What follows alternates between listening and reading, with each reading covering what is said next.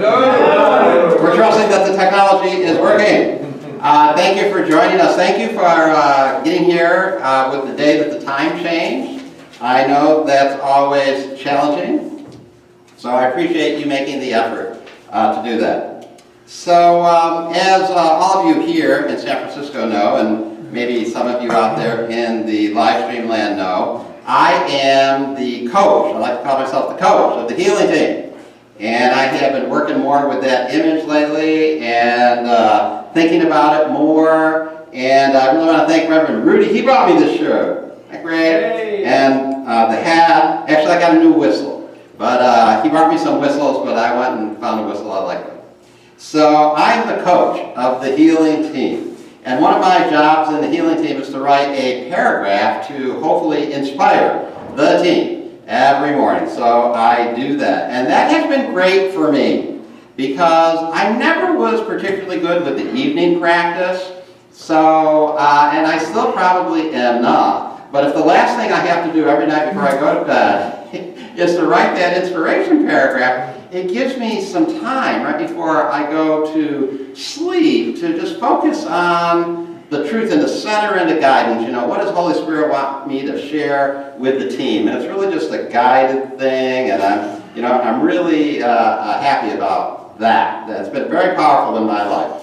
And I've been really getting the guidance that it's time for us to kick it up a notch, and it's time for the coach of the team to blow the whistle and say, hey, game on, guys. Game on. We got some stuff going on here in the world. And we need to do our job. We need to do our job, and the Healing Team. This coronavirus thing is a big challenge.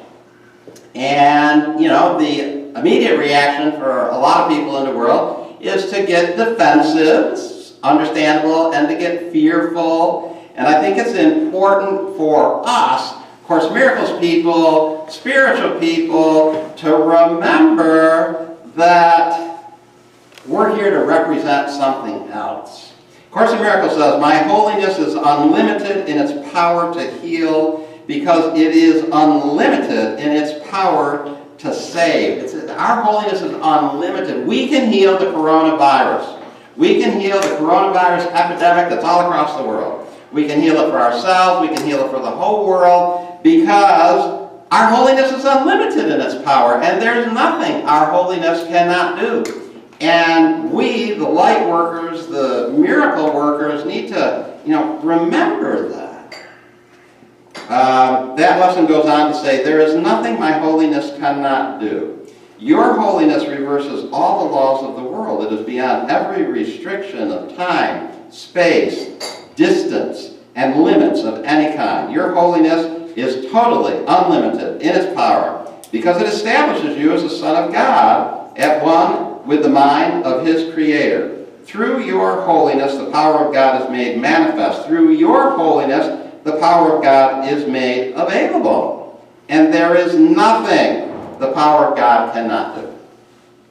So, as we confront these news stories and whatever it is that's going on in the world, okay, we have to react in a way that's appropriate. But before we react, please, let's remember what team we're on. Let's remember what it is our job to represent. That we're the holy creations of God, and that there is nothing that our holiness cannot do, and our holiness can definitely heal any manifestation of the coronavirus and whatever sickness may seem to happen in bodies because of it. Course in Miracles really identifies sickness as a manifestation of fear, manifestation of separation. And it says, what is a sense of sickness but a splitting off and separating from? And thus is sickness separating off the self from good. So sickness is just a manifestation of separation. And I find it interesting that what the world then wants to do when people get sick is to separate them too. Then quarantine, more separation. So there's separation going on. Well, let's just separate them some more. And I understand it with the logic of the world, except it's not not going to work. The quarantine isn't good. I remember at the beginning of the AIDS epidemic, there was talk of quarantining, places like San Francisco, where there were large gay populations so that the virus wouldn't spread. Eventually they did let go of that and realized that the virus was going to go around, and what really needed to happen was figure out a way to keep the most people healthy. That trying to contain and separate the virus is probably a wasted effort. But, the world is going to do whatever the world is going to do. So the world is crying out for healing right now. And it's crying out to us. And we need to answer that cry. We've been studying A Course in Miracles. Many of us have been studying it for years. Some of us have been studying it for decades. How are we going to respond when we hear those thoughts, when we're in conversations with people about it? We're light workers. That's a common expression. It's certainly not A Course in Miracles expression, but it seems to have swept the New Age spiritual community. We're light workers. We're here to bring light into the realm. We're miracle workers. That's what we like to say, or maybe miracle healers. That should be our first response when something happens. A Course in Miracles says, look about the world and see the suffering there. Is not your heart willing to bring your weary brothers rest? They must await your own release. They stay in chains till you are free. So, A Course in Miracles wants us to look about the world and to identify when something is going on that doesn't seem right. So, we look around the world and I can identify, this coronavirus, people getting sick, and the fear, that's just, not right. But how do I respond to that? Because everybody is waiting for me to release myself from that. They stay in chains till you are free. So the very first thing is not to buy into the fear of myself. I will behave appropriately. I will do what, is the appropriate thing to do. During the AIDS epidemic, certainly I practiced safer sex, and I did the things that the world seemed to say to do, but I really worked at not buying into the fear and doing everything from a sense of guidance. And guidance is affirming my divine nature. So first and foremost, demonstrate that you're not afraid. That doesn't mean ignoring everything, but it just is about your attitude that you have. And second, do what you can. We need to do what we can to counteract that fear. So when you hear the fear coming at you and people are talking about it, and you hear the fear and the separation, what is your response to that? Like, oh yeah, that's really terrible. Oh yeah, I don't know what's going to happen. That's just the fear response. And maybe that's what a lot of people are saying, but we're light workers. We're miracle healers here. We need to come up with a better response, like, something, we're all divine creations of a divine creator, and we have the power to manifest health. And I'm not going to be afraid of this. I'm going to trust in my power to manifest health for myself and the world. We could lead with something like that and not be part of the problem. That's a way better defense. The truth is always a better defense than more hand sanitizer and little face masks. First of all, when you wear a face mask, you're like continuously reminded that there's something dangerous out there. It's a continual reminder that there's an external problem that is trying to victimize you that you're trying to protect yourself from. And I hate the smell of that hand sanitizer crap. I know people use it, it's okay, but it's got that, that smell to it. And it just smells like sickness to me. That reminds me of sickness. And I wash my hands. I'm not real fond of hand sanitizer. But the best defense is an affirmation of truth. That we're holy children of God, that we're miracle workers, miracle healers, and we can heal this. And we can have the guidance that we need to navigate, the difficult situation that is out there to navigate. Holy Spirit's always with us. Holy Spirit's always with everybody else. Holy Spirit's with our friends who might be afraid. You can say, Holy Spirit's with you. You know what to do. And you're going to do it. And everything is going to be okay. quarantine and containment, it's not going to work. I just kind of know that. It's not going to work. But staying healthy because we remember who and what we are, yeah, that will work. And that's what I want to share with people because that's what I want to manifest for myself. A quotation that came up for me a couple days ago about this doesn't relate directly to healing, but it seemed to connect to me about this whole situation. It says, an ancient hate is passing from the world, and with it goes all hatred and all fear. And I just feel that this is part of an ancient hate passing from the world. I mean, hate and fear manifest like sickness and disease. And for a change, we're not focused on politics as much, and we're not focused on Iran and what they're doing, and who's our enemy, and is President Trump in bed with Putin, and we're focusing in on something else. It's actually bringing the world together in some kind of way in an issue that probably is just a little more important in people's minds than all that other stuff. Puts that other stuff kind of in second place. And so there's something good going on, that ancient hate, and we're really realizing that everybody's connected. The people in China, the people in Italy, the people in Washington State, us here in San Francisco, we're all connected. We're all dealing with the same things and the same problems, and we're one. So there's certain oneness being served, and I feel that an ancient hate is passing from the world. And this ancient hate also manifests like loss and scarcity and sickness and disease, and we need to tackle that.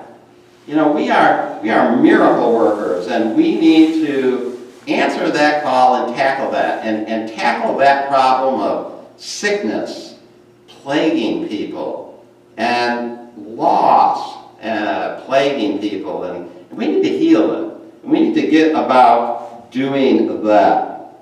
Course in Miracles says, so will the year begin in joy and freedom. There is much to do, and we have been long delayed. Accept the holy instant as this year is born, and take your place, so long left unfulfilled in the Great Awakening. Okay, this idea of the Great Awakening, I dedicated a whole sermon to it a few weeks ago. So the Great Awakening is actually an historic name, a name for an historic movement that started centuries ago, and it was a religious revival movement. So religion for centuries had been institutionalized, and people went to church, and the religious leaders did their little religious rituals, and there was a great separation between the religion as it was presented and the people's experience of true spirituality and religion. And the Great Awakening was when people realized through the spiritual revival that swept through multiple denominations, through these evangelical preachers, that spirituality and religion was supposed to be deeply personal and was supposed to be able to benefit you and impact your life in very positive ways. So it was a movement to make spirituality and religion deeply, personally meaningful for you. And I think A Course in Miracles is all about that. It's all about that. And what could be more personally meaningful and significant than knowing that we have access to a healing power that we can bring forth, and that we do not have to participate in the fearful scenarios of the world, that we can be a voice for healing. We can be a voice for something else. We can make our spirituality meaningful and personal, and we can share that with other people, and we can rise above the fear and heal. And that is very personally significant. Okay, so why listen to the coach when he blows the whistle at all? Okay, so I'm blowing the whistle. So why listen to me at all? So I usually don't toot my own horn or blow my own whistle. But the truth is, I've been on this job, like I said, for 33 years. So there's not too many people that have the job of focusing in on this discipline, talking about this discipline, teaching this discipline, trying the best to live this discipline, working with my own healing issues when they come up. There's not many people who have done that, who have to do it because that's how they get paid for 33 years. So it has given me a certain amount of confidence, a certain amount of focus. And that doesn't mean that I don't have issues. I have plenty of issues, and they come up every once in a while, and sometimes they're pretty severe. But when they come up, I know healing is going to happen, and I count on my light-working ability or miracle-working ability to get me through those times, that I am going to connect with the truth and manifest the truth and heal. And I have confidence in that even in the midst of some of my darkest times. And I'm just sharing that confidence with everybody and with all of you. And that's what the coach does. The coach has a greater experience possibly, not any different really than any of the other players, but he's sharing his knowledge, his experience, and his confidence. And when your confidence, and anybody out there is listening, if your confidence is waning, lessening, connect with me. I'll share some of my confidence with you. It's my job. It's my job to do that. And I do my job. That's why I've been able to have the job for 33 years, because I keep doing the job. So listen to me sometimes. You know, don't listen to me like somebody that is infallible, but get my energy and get my confidence and connect with that and make it personally significant for you. That's the Great Awakening. That's the revival. Make your spirituality, your religion personally significant to you like I am for me. You can do it in a way that's right for you. You don't have to do it like I do it, but you're going to do it in a way that works for you. But I'm going to help you have that confidence to do that for yourself. And then we can do it for everybody. We can choose to do that for everybody. Course in Miracles talks about that. We are then the chosen ones.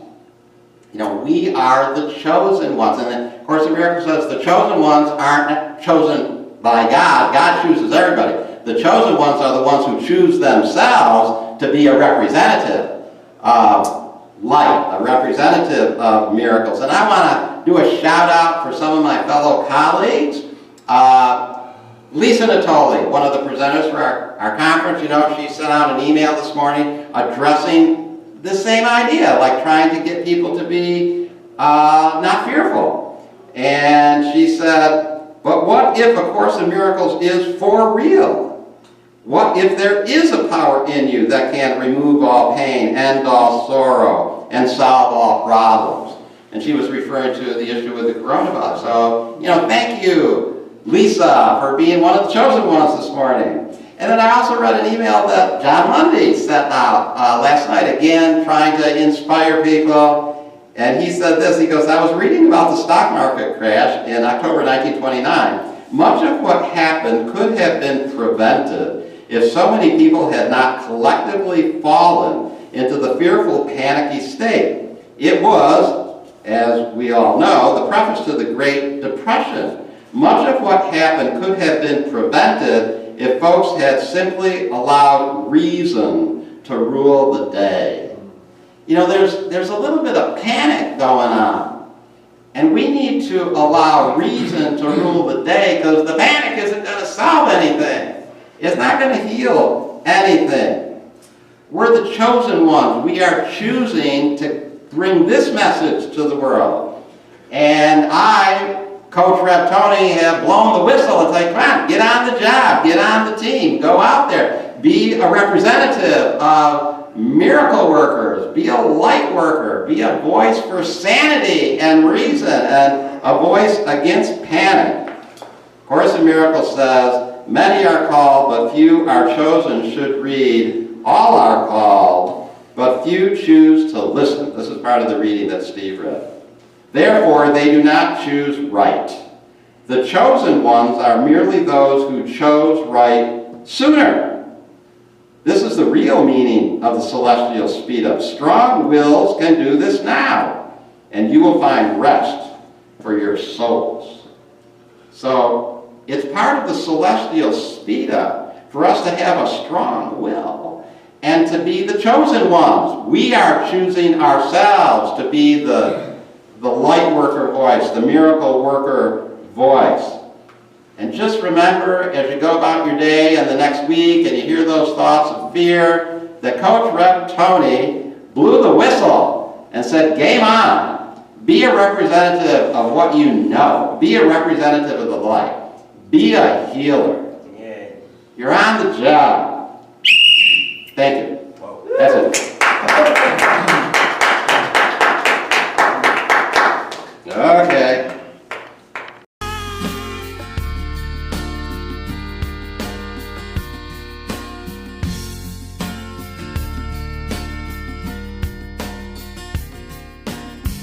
All this world I feel for you. A cloud in heaven was made for you. I want to heal you, woman, and make you happy. All these words I'd like to say, I can wish and I can pray. I'd like to raise you, woman, and say